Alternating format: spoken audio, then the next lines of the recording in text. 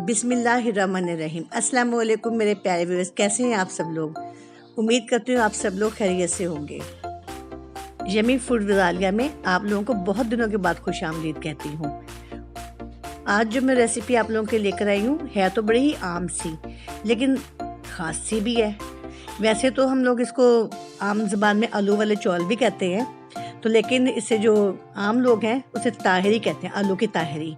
आज मैं आप लोगों के लिए आलू की ताहिरी की रेसिपी लेकर आई हूँ। इसके लिए मैंने 4 कप कच्ची बासमती चावल भिगोए हैं। अब एक प्याज को लेकर मैंने इसे 2 चम्मच ऑयल डाला है और उसे गोल्डन होने के लिए रख दिया है। इसे बहुत ज़्यादा डार्क ब्राउन नहीं करना, बस गोल्डन से ब्राउन करना है। जैसे ही प्याज गोल्डन ब्राउन होंगे मैं इसमें 2 टमाटर काट के डाल दूँगी। दरमियाने साइज़ के टमाटर लिए हैं मैंने, बहुत बड़े बड़े टमाटर नहीं थे।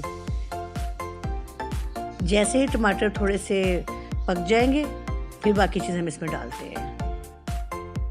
ये बहुत ही मज़े की बनती है, बड़ी डिफरेंट सी। अब मैंने इसमें लहसुन अदरक का पेस्ट डाल दिया है।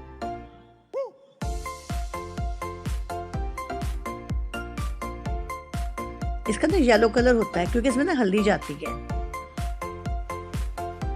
देखिए टमाटर काफ़ी गल गए हैं। अब मैं इसमें 1 टेबलस्पून सुरख मिर्च डालूंगी, मैंने कुटी है और दूसरी मिर्च डाली है।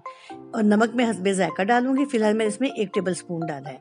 अब मैं इसमें 1 चम्मच जीरा डाल रही हूँ। साथ ही मैं इसमें 1 टेबलस्पून ही हल्दी का डालूंगी क्योंकि इसको हमें अच्छा सा येलो कलर देना है। इसे अच्छी तरह से भून लूंगी। टमाटरों को हमने अच्छी तरह से ना भून लेना है। अच्छा है तो वैसे आम ही चावल, लेकिन जो इसको सबसे ख़ास बनाता है ना वो 1 चम्मच कोरमा मसाला है। आप ये डाल के देखें, आप यकीन करें कि आपको बहुत ही डिफरेंस फील होगा आम चावलों में और इस चावलों के टेस्ट में। जैसे ही हमारा मसाला भून जाएगा अब मैं इसमें 1 टेबलस्पून लेमन जूस भी डाल दूंगी। इससे इसका चटपटा सा टेस्ट हो जाएगा। इसे मैं छींटा दे देकर भून रही हूँ ताकि टमाटर अच्छी तरह से पक जाए और बड़ा अच्छा सा मसाला हमारा बन जाए। इसके बाद मैं इसमें आलू ऐड कर दूंगी। मैंने इसे फिंगर चिप्स की शेप में काट कर डाला है आलूओं को, तो आप अपनी पसंद के मुताबिक किसी भी शेप में डाल दें। अच्छा, चूंकि मेरे आलू जो है ना वो फिंगर चिप्स की शेप में है तो मैंने इसको गलाने के लिए पानी अलहदा से नहीं डाला। बस जैसे ही हल्का से ही भून जाएंगे तो मैं इसमें पानी डालकर जैसे ही जोश आएगा तो मैं इसमें चावल डाल दूंगी। फिर उसके बाद मैं इसे पानी खुश्क होने में दम दे दूंगी। अगर आप बड़े साइज़ के आलू काट के डाल रहे हैं तो फिर आप इसे थोड़ा सा पानी डालकर गला लें ताकि आलू अच्छी तरह से गल जाए, कच्चे ना रहें। अब मैं इसमें पानी डालूंगी। मैंने इसमें 6.5 कप पानी डाला है। आप अपने चावलों के हिसाब से पानी डाल सकते हैं क्योंकि किसी चावलों में ना ज़्यादा पानी डलता है, किसी में कम डलता है। इस स्टेज पे आप इसमें नमक चेक कर लें। देखिए चावलों को पानी को जोश आ गया। अब मैं इसमें चावल डाल रही हूँ। अच्छी तरह से मैं सारे चावल डाल दूंगी और उसको फिर ढक के पकाऊंगी। बस जैसे ही ढक के पकाऊंगी तो पानी खुश्क हो जाएगा, फिर मैं इसमें दम दे दूंगी।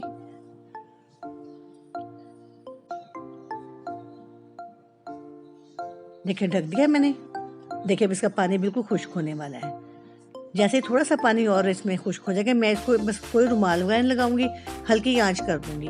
हरी मिर्चें ऑप्शनल है, अगर आपको अच्छी लगती है तो डालें। वैसे मैं इसकी ना खुशबू बड़ी अच्छी लगती है, मैं तो ज़रूर डालती हूँ।